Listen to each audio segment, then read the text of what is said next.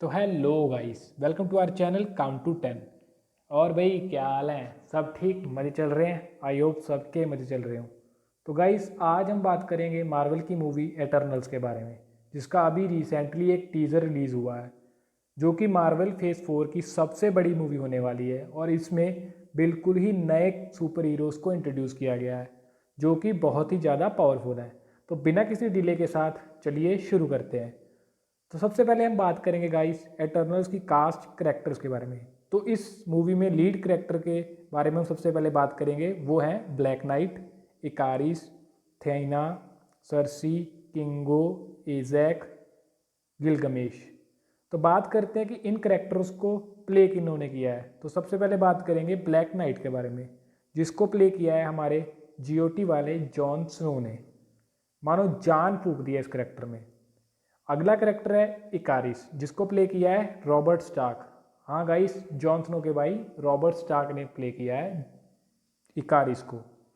उससे अगला करेक्टर है थीना।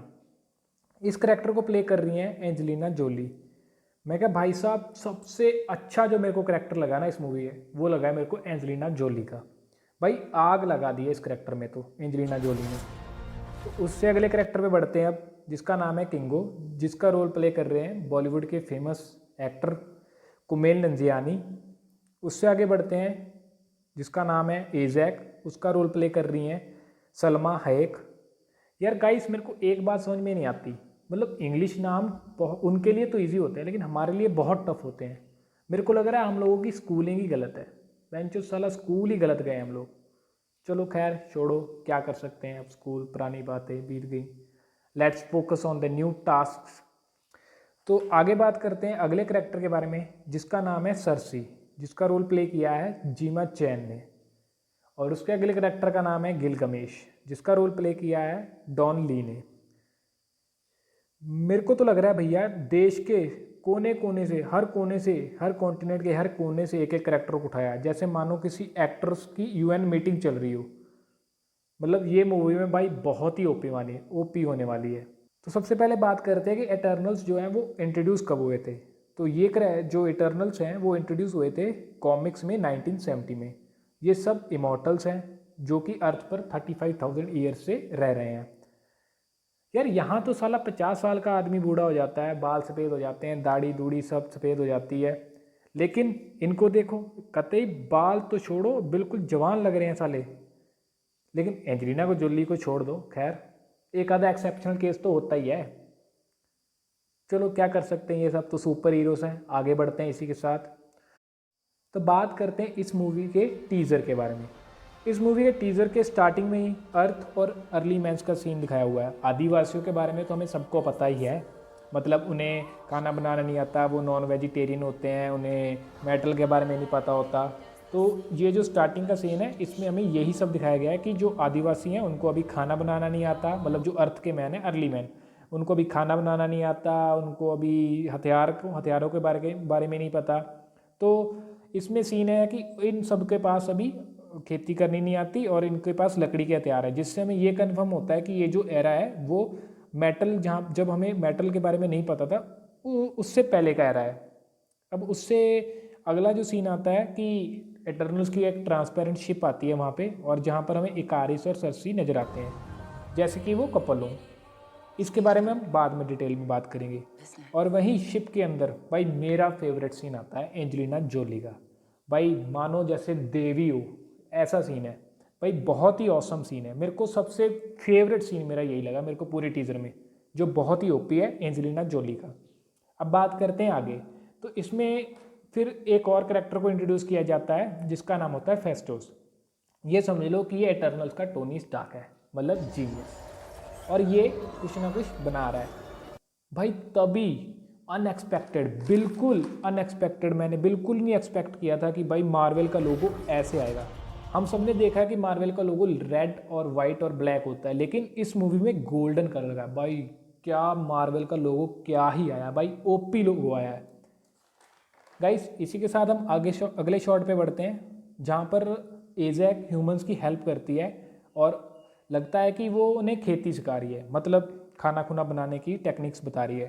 तभी एक सीन आता है कि कोई एटर्नल्स जो है वो अपने हाथ से पानी निकाल रहा है। जहाँ तक मुझे लग रहा है कि वो पानी भी एजेक ने ही निकाला होगा।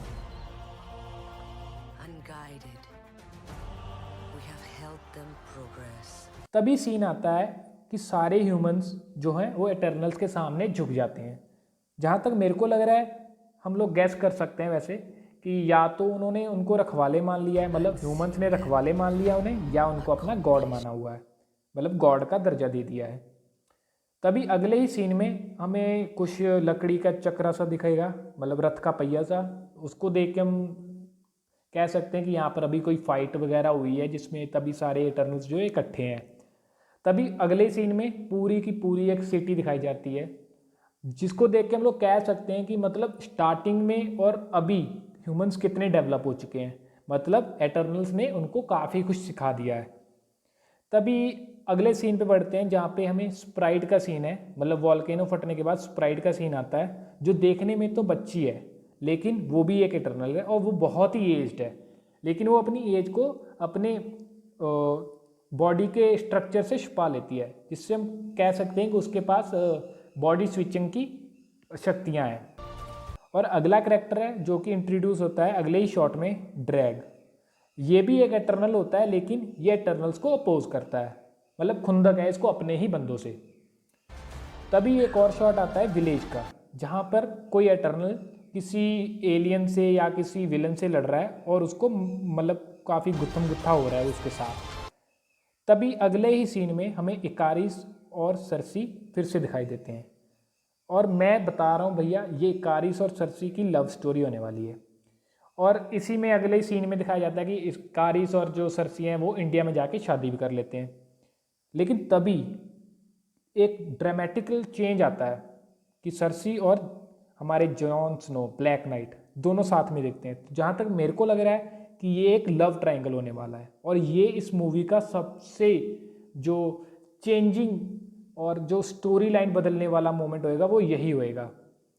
तभी एक और सीन आता है जहाँ पे बॉलीवुड का सीन आता है, और जहाँ पे किंगो हमारे डांस कर रहे हैं, और जहाँ तक उनकी ड्रेसिंग सेंस लग रही है तो मेरे को लग रहा है कि वो हो सकता है करैक्टर्स को स्विच करें, मतलब मेल भी हो सकते हैं और फीमेल भी हो सकते हैं। और तभी अगला सीन आता है जहाँ पर सारे के सारे एटर्नल्स साथ देखते हैं, जो कि बहुत ही ओपी सीन है। मतलब सारे जैसे अवेंजर्स में सीन आता है कि सारे के सारे अवेंजर्स असेंबल, वैसे ही एटर्नल्स असेंबल, वो वाला सीन है। और फिर बात करते हैं इस ट्रेजर के एंड सीन की, जो बहुत ही फनी है, मतलब इसको एंड बहुत ही फनी तरीके से किया गया है। जहाँ पर हमारी जो स्प्राइट है, क्यूट सी स्प्राइट, वो कहती है कि अवेंजर्स की लीडर कैप्टन अमेरिका और आयरन मैन जो मर चुके हैं, मतलब जो अब नहीं रह सके, तो उनको अब लीड कौन करेगा। तभी अपना रॉबर्ट स्टार्क इकारिस कहता है कि वो उनको लीड कर सकता है, वो उनको लीड कर सकता है फ्यूचर में। लेकिन फिर उसके बाद सारे के सारे उसके ऊपर हंसने लग पड़ते हैं। जहाँ तक मुझे लग रहा है कि हो सकता है एटर्नल्स और अवेंजर्स फ्यूचर में जाके कंबाइन हो जाएं और उनको इकारिस लीड करे। इसी के साथ टीजर एंड हो जाता है, और इसी के साथ ये वीडियो भी एंड हो जाती है। आई होप आप सबको ये वीडियो पसंद आई होगी, और आप हमारे चैनल को सब्सक्राइब करेंगे, लाइक करेंगे, शेयर करेंगे और कमेंट करेंगे। मिलते हैं अगली वीडियो के साथ, तब तक के लिए tata bye bye, see you, goodbye, stay home stay safe.